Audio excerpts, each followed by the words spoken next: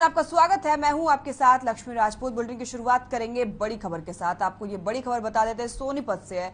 सोनीपत को मिलेगी मनोहर सौगात। सीएम मनोहर लाल करेंगे कई परियोजनाओं का उद्घाटन।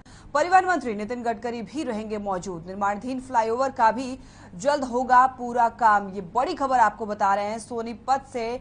सोनीपत को मनोहर सौगात मिलने वाला है। परिवहन मंत्री नितिन गडकरी मौजूद रहने वाले हैं। ये बड़ी खबर आपको बता रहे हैं, सोनीपत को मिलेगी मनोहर सौगात। सीएम मनोहर लाल करेंगे कई परियोजनाओं का उद्घाटन। परिवहन मंत्री नितिन गडकरी भी रहेंगे मौजूद। निर्माणाधीन फ्लाईओवर का भी जल्द होगा पूरा काम। परिवहन मंत्री नितिन गडकरी रहेंगे मौजूद। ये बड़ी खबर आपको बता रहे हैं, सोनीपत को मनोहर सौगात मिलने वाला है।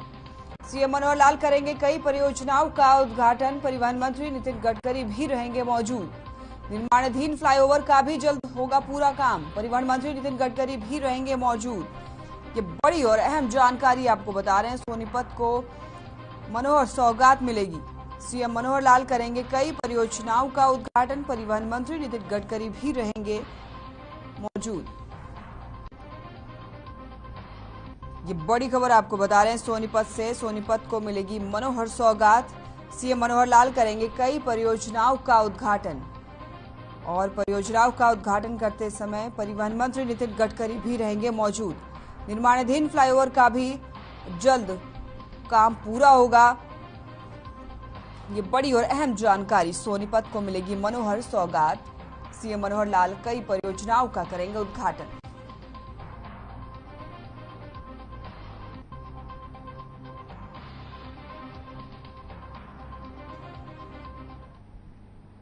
इसी के साथ रुक कर लेते दूसरी बड़ी खबर की। ये दूसरी बड़ी खबर आपको बता देते हैं, चैत्र नवरात्र का तीसरा दिन है। मंदिरों में सजा माता का दरबार। ये बड़ी खबर आपको बता रहे हैं, मंदिरों में माता का दरबार सज गया है। और आज जो है वो चैत्र नवरात्र का तीसरा दिन है। मंदिरों में भक्तों का तांता भी लगा हुआ है। कोविड नियमों की बंदिशें भी कम हो गई हैं। मास्क लगाना भी अनिवार्य नहीं रहा। अब चैत्र नवरात्र का आज तीसरा दिन है।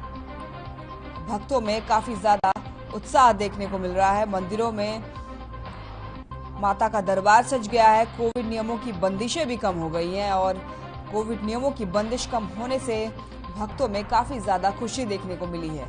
मास्क अनिवार्य नहीं रहा अब, जिसकी वजह से लोग बिना मास्क के भी जा सकते हैं। कई लोगों को मास्क में घुटन होती थी अब, लेकिन उनको भी राहत मिलेगी और बड़े ही अच्छे से खुले मन से भक्त पूजा कर सकते हैं मंदिरों में। अब तो चैत्र नवरात्र का आज तीसरा दिन है और मंदिरों में माता का दरबार सज गया है। कोविड नियमों की बंदिशें भी कम हो गई है। मां के भक्तों में लोगों का खासा उत्साह देखा गया है। आज चैत्र नवरात्र का तीसरा दिन, मंदिरों में माता का दरबार सज गया है। कोविड नियमों की बंदिशें भी कम हो गई हैं। मां के भक्तों में खासा उत्साह देखने को मिला है। कोविड नियमों की जो बंदिशें हैं वो कम कर दी गई हैं और जिससे आम जनता काफी ज्यादा खुश है। भक्तों में भी काफी ज्यादा उल्लास देखने को मिला है इस बार, क्योंकि पिछले 2 साल से भक्तजन अच्छे से पूजा नहीं कर पा रहे थे। कोविड नियमों की वजह से कई जगह पाबंदियां थी, कई जगह मंदिर नहीं खोले गए थे, लेकिन इस बार सभी मंदिर खोल दिए गए हैं और लोग इस बार बड़े ही अच्छे से खुले मन से पूजा कर सकते हैं। तो चैत्र नवरात्र का आज तीसरा दिन है। मंदिरों में भक्तों का तांता लगा हुआ है। मंदिरों को बड़े ही अच्छे से सजा दिया गया है। लोग काफी धूमधाम से चैत्र नवरात्र मना रहे हैं।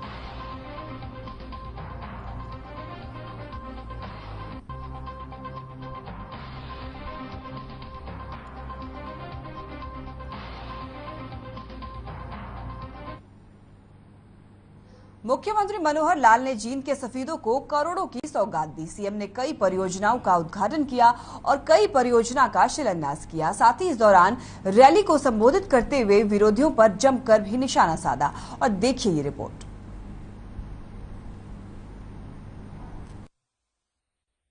आज भी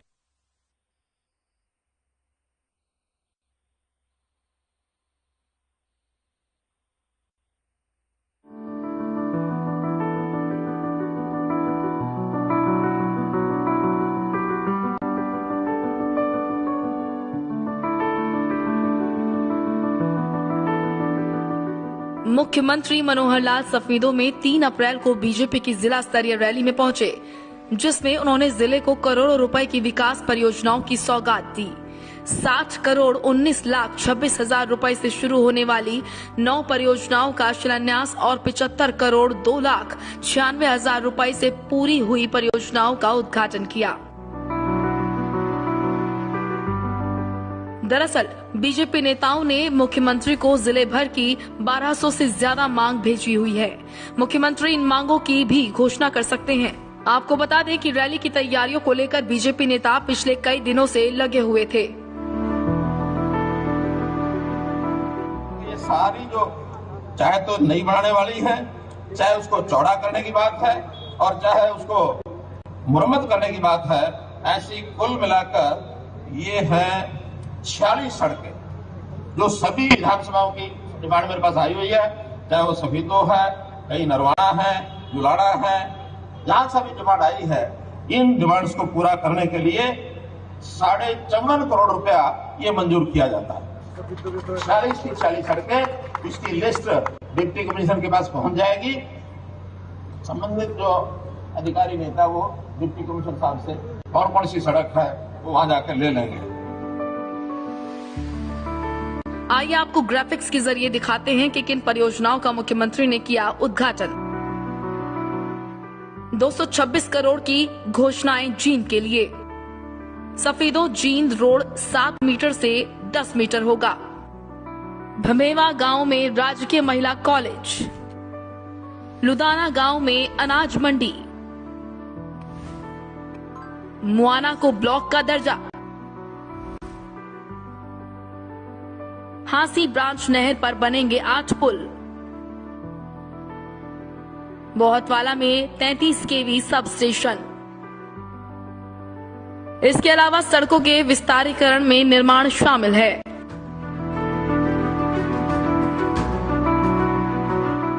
बीजेपी जिला अध्यक्ष राजू मोर ने बताया कि सफीदो हैचरी का हब है, जिसके चलते सफीदो में पोल्ट्री और डेयरी हांसी ब्रांच नहर पर बनेंगे 8 पुल। फार्मिंग की लैब का प्रपोजल भी भेजा गया है। पोल्ट्री और डेयरी फार्मिंग की लैब बनने से फार्मिंग के साथ साथ पशुपालन से जुड़े लोगों को काफी फायदा पहुंचेगा। वहीं रैली को लेकर बीजेपी कार्यकर्ताओं ने घर घर जाकर लोगों को रैली में शामिल होने का न्योता दिया था। Butana branch, Hansi branch, Butana branch, तो ऐसे कुल मिलाकर ये भी 15 प्रोजेक्ट हैं और इन 15 प्रोजेक्ट के ऊपर भी 33 करोड़ 22 लाख रुपए का खर्च ये मंजूर किया जाता है। एक जींद का बड़ा काम है, गांव दालोवाड़ा, बोतवाड़ा, खुखरी, हैबतपुर, मांडो, निर्जर, पिंडारा, इसका जो पेयजल है इसके लिए क्लस्टर परियोजना ये मंजूर हुई है, तो इसके लिए भी 19.5 करोड़ रुपया इसकी मंजूरी की जाती है। बीजेपी जेजेपी गठबंधन सरकार के कार्यकाल में पहले कोरोना, उसके बाद किसान आंदोलन की वजह से जिले में मुख्यमंत्री का कोई बड़ा कार्यक्रम नहीं हो पाया। फिर 9 जनवरी को रैली रखी गई थी, जो कोरोना के चलते स्थगित हो गई थी। अब इस रैली से जिले में कुछ बड़ी परियोजनाओं की घोषणा भी मुख्यमंत्री कर सकते हैं। वहीं बीजेपी जिला अध्यक्ष राजू मोर ने सफीदो क्षेत्र में एक पोल्ट्री और डेयरी उद्योग के लिए प्रयोगशाला का प्रस्ताव अधिकारियों से तैयार करवाया है, जो सरकार को भेज दिया गया है। साथ ही पोल्ट्री उद्योग के लिए फीड प्लांट के लिए भी विशेष परियोजना तैयार की जा रही है। इस दौरान पूर्व मंत्री बचन सिंह आए, पूर्व विधायक जसबीर देशवाल, वरिष्ठ नेता कनवीर सैनी, बीजेपी महामंत्री डॉक्टर राज सैनी, डॉक्टर ओम प्रकाश पहल, सुभाष कौशिक, हरियाणा गौ सेवा आयोग के चेयरमैन श्रवण गर्ग, दलशेर लोहान, बबलू गोयल, रामफल शर्मा मौजूद रहे।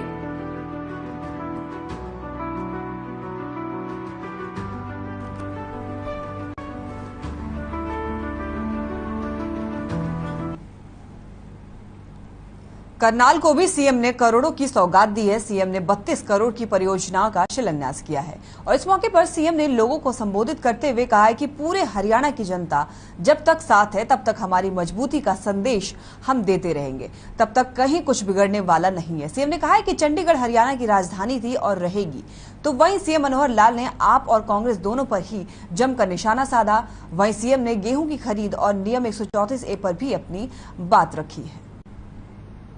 आज भी बहुत प्रसन्नता की बात है कि 5 ऐसे बड़े प्रोजेक्ट जो स्मार्ट सिटी प्रोजेक्ट के अंतर्गत लगभग आते हैं, 31.5 करोड़ के ये प्रोजेक्ट जिनका शिलान्यास अभी कराया गया है।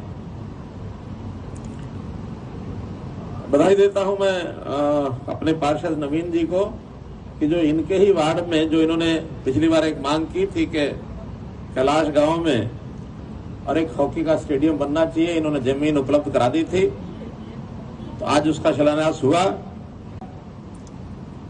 जो भी अच्छा स्तर हॉकी के खिलाड़ियों को अभ्यास करने के लिए एक अच्छा स्थान मिलेगा और राष्ट्रीय स्तर के जो खेल होते हैं उन खेलों का भी हॉकी का आयोजन जो है वो यहाँ हुआ करेगा। तो इस नाते से करनाल जो है खेलों के नाते एक प्रकार के राष्ट्रीय मानचित्र पर आ गया है। आवक बहुत कम है, जहाँ हुई है वहाँ नमी उसमें ज्यादा है। और देखिए, क्योंकि एफसीआई अपने पैरामीटर्स उसने तय किए हुए हैं, जब पैरामीटर पर खरा उतरेंगे तो मंडियों में अभी कोई समस्या ऐसी नहीं है। जो लोग आ रहे हैं उनको बता रहे हैं कि मंडियों में जगह है। गरीब परिवारों को बच्चों को पढ़ने के लिए स्कोप ज्यादा बनाया है। 134 में सिर्फ 10% बच्चे पढ़ते थे, अब गरीब परिवारों के 25% बच्चे पढ़ेंगे, इसलिए उनको इसका अवसर और ज्यादा लाभ मिलेगा। कोई गरीब बच्चा ऐसा नहीं है जिसकी पढ़ाई को हम छूटने देंगे, चाहे वो सरकारी स्कूल में पढ़े चाहे प्राइवेट में पढ़े। और अब तो हमारे सरकारी स्कूल भी प्राइवेट से कम नहीं रहे, खास करके जो संस्कृति मॉडल स्कूल हैं वो प्राइवेट स्कूलों से भी अच्छा जो है उनको स्कोप मिलेगा। बहुत बच्चे तो सरकारी स्कूलों को छोड़ करके और हमारे मॉडल संस्कृत स्कूलों में एडमिशन ले रहे हैं। हमारे पिछले साल लगभग 2.5 लाख बच्चे जो सरकारी स्कूल और संस्कृति मॉडल स्कूलों में उनकी संख्या बढ़ी है। और हम व्यवस्था पर एक एक नजर रखे हुए हैं, किसी बच्चे की पढ़ाई को छूटने नहीं देंगे, पैसे के अभाव में किसी बच्चे की शिक्षा नहीं जाएगी। हरियाणा कैबिनेट की बैठक में ये बड़ा फैसला लिया गया। हरियाणा विधानसभा का एक दिन का विशेष सत्र 5 अप्रैल यानी कि कल होने जा रहा है। माना यह जा रहा है कि पंजाब विधानसभा में चंडीगढ़ को लेकर प्रस्ताव पारित किए जाने के मद्देनजर अचानक हरियाणा विधानसभा का विशेष सत्र बुलाने का फैसला किया गया है।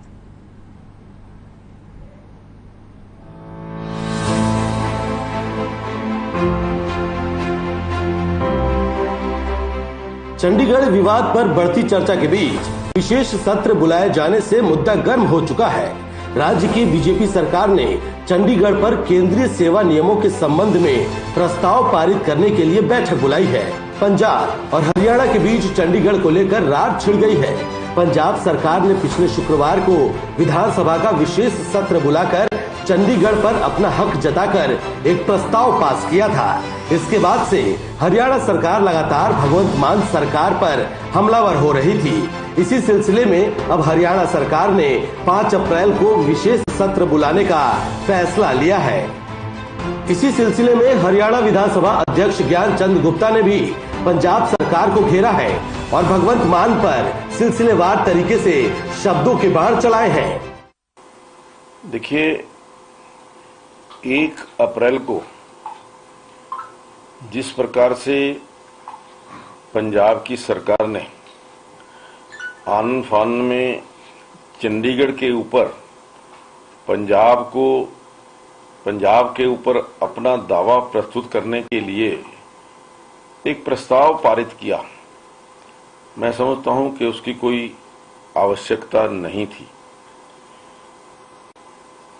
पंजाब का मसला केवल चंडीगढ़ का मसला नहीं, इसके साथ और बहुत अन्य मसले जुड़े हुए हैं। चाहे वो SYL है, चाहे वो other speaking Hindi speaking areas हैं, और इसके अलावा चंडीगढ़ में पंजाब यूनिवर्सिटी के ऊपर हरियाणा का हक जो जिस प्रकार से खत्म किया, या पंजाब विधानसभा ने जिस प्रकार से हरियाणा का जो 40% हिस्सा विधानसभा में था उसमें से 27% हिस्सा अभी तक हमें मिला है। मसले बहुत हैं, लेकिन पता नहीं क्यों इस कारण से पंजाब सरकार ने ये प्रस्ताव पारित किया कि चंडीगढ़ पंजाब को दिया जाए। आज हरियाणा सरकार ने 5 तारीख को एक स्पेशल सेशन 5 अप्रैल को 11 बजे हमने कॉल किया है। आज ही कैबिनेट की मीटिंग के अंदर ये तय हुआ और सेशन से पहले 9:30 बजे बिजनेस एडवाइजरी कमेटी की मीटिंग होगी और बिजनेस एडवाइजरी कमेटी की मीटिंग के अंदर हम ये तय करेंगे कि जो विधानसभा का ये सत्र होने जा रहा है इसके अंदर क्या क्या मुद्दे रहेंगे और कितना समय ये सेशन चलेगा। फिलहाल हम एक दिन के लिए ये सत्र कॉल किया गया। चलिए